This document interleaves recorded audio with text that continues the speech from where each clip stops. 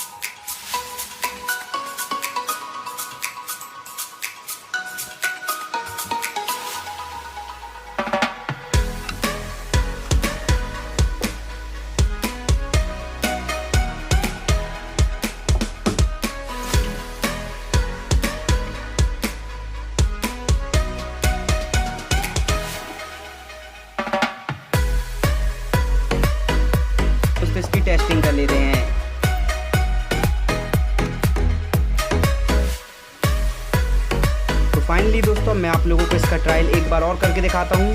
तो ये मैंने अपना इन्वर्टर चालू किया। आप देख सकते हो कि ये 4 वोल्ट का एक बैटरी है और इससे